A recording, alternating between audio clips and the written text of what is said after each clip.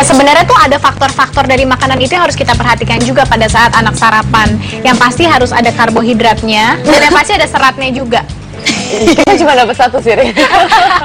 Jadi 3 faktor itu harus terpenuhi di dalam sarapan anak. Susu aja kayak nggak cukup dong berarti. Nggak cukup. Harus yang lebih berat. Waktu sarapan pagi tuh sempit, anak-anak harus sekolah. Jadi aku cari yang sepraktis mungkin. Aku pikir dengan selama ini aku ngasih susu atau hanya dengan sereal itu cukup. Ternyata enggak, ternyata itu hanya mencukupi sebagian kecil dari kebutuhan nutrisi yang anak butuhkan untuk sarapan pagi. Oke, kalau yang lo bilang tadi kan harus ada protein, karbohidrat, sama seratnya kan. Gue juga bukan tipe orang soalnya yang bisa pagi-pagi gue makan nasi dengan sayur sama lauk, kayaknya itu berat banget. Gimana dong ya? Tapi kan lo bisa akalin. Ini sih gue ngobrol sama ahli gizi gue ya. Kan kebetulan teman gue ada yang ahli gizi. Jadi gue ngobrol sebaiknya kalau anak sarapan tuh apa sih? Karena kan udah semalaman perut dia kosong tuh. Terus udah gitu kan dia masuk sekolah. Yang bahayanya itu kalau dia nggak sarapan adalah pada saat dia di sekolah dia tidak bisa menerima guru ngomong apa. Nggak konsen. Akhirnya nggak fokus pelajaran. Akhirnya jadi nggak masuk karena ngerasa kayak aduh lapar gitu kan.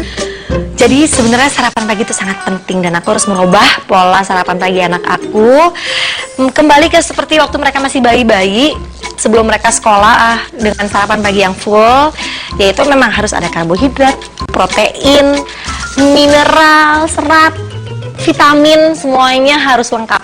Jadi solusinya kita kasih apa? Nah, solusinya lo bisa bikin misalnya sandwich pagi-pagi. Oh iya. Sandwich itu kan roti, bisa lo bikinin pakai dalamnya pakai telur, pakai selada, pakai tomat, pakai timun. Oke. Dia karbohidrat ya, sama daging atau sama tuna gitu kan. Jadi kan itu kan karbohidratnya ada dari roti, seratnya ada dari sayuran, sama satu lagi proteinnya ada dari telur. Dan itu apa ya, Kak? Atau misalnya kayak kroket. Nah, yang lebih nggak berat. Kroket atau bitter balen. Tapi kalau bisa sih menurut gue ya lo tetap bikin sendiri ya.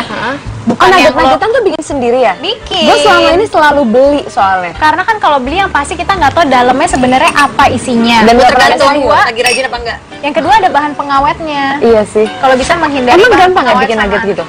Gampang banget, tinggal ikan. Misalnya ikan apa yang lo mau, bisa ikan kakap atau ikan dori atau ikan apa aja sebenarnya bisa. Tinggal lo rebus tuh ikan, terus lo bikin pakai tepung. Jadi misalnya lo sedia udah tepung terigu. Kita bisa kasih sayur juga ya? Bisa kasih sayur dalamnya, bisa si ikan itu pakai sayur. Udah kan itu dijadi tuh, lo frozen kan, taruh di freezer. Besoknya tinggal digoreng. Dan mereka tinggal ngemil itu buat sarapan. Bisa makan pakai nasi, bisa makan pakai roti. Iya, lebih ringan ya, tadi kayak ada kroket, apa aja tadi bitter balen nih, kita bisa taruh apa? Dalamnya bisa ikan, ada, bisa daging, atau bisa ayam juga bisa, sayuran juga bisa. Kan tambahan dasar kan karbo. Iya ya, coba sedikit kreatif dari dulu, rajin browsing. Ternyata bisa sesimpel kita bikin nugget. Atau misalnya yang lebih praktis lagi, bisa bikin kayak cuman telur, misalnya telur didadar, tapi isinya lo potongin kayak misalnya brokoli, chop kecil-kecil sama wortel, udah dimasukin ke dalam telurnya, udah tinggal goreng aja. Makan deh tuh pakai nasi, telur sama kecap. Seneng banget bisa punya sahabat-sahabat sama-sama ibu muda. Kita mengcompare, kamu menerapkan apa sama anak, ngasih apa ke anak, dan itu juga bisa kita terapin juga ke anak kita. Jadi penting sekali buat semua ibu kita saling berbagi, kita tambah pengetahuan terus, kita juga rajin browsing. Jadi itu apa ya? Jadi itu bisa membuat kita makin terampil juga untuk ngadepin anak-anak kita. Karena ini hari ini kita punya masalah ini nih, besok masalahnya udah beda lagi, dan setiap hari pasti ada hal-hal baru yang akan kita temukan dengan anak-anak kita. Nah, itulah tantangannya dan luar biasanya untuk kita sebagai seorang ibu. Setelah sharing sama Zaskia dan Karissa, aku jadi sedikit lega sekarang dan tahu apa yang harus aku lakuin ketika Lana dan Cia berantem lagi, dan gimana caranya ngajarin kepada Lana agar berani bersikap sehingga nggak selalu menjadi orang yang mengalah. Dan aku baru tahu juga nih, kalau sarapan itu ternyata penting banget untuk anak-anak. Nggak hanya dapat meningkatkan konsentrasi, tetapi juga membantu mempertajam ingatan anak saat belajar. Jadi, mulai sekarang, aku akan buatin sarapan pagi untuk anak-anakku setiap hari. Mau bikin nugget sayur buat anak-anak.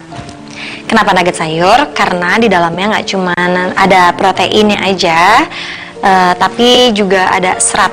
Nah, jadi sayurnya kita campurkan ke dalam sini. Di dalam sini adonannya, ini udah ada ayam, wortel, bayam, semua itu yang udah dihaluskan. Lalu kita campurkan semua adonan itu dengan santan, telur, garam, terus gula, dan juga sedikit tepung sagu untuk mengentalkan. Nanti diaduk semua kayak begini hingga semuanya merata dan halus. Tuh, diaduk. Setelah itu kita tuang ke dalam loyang.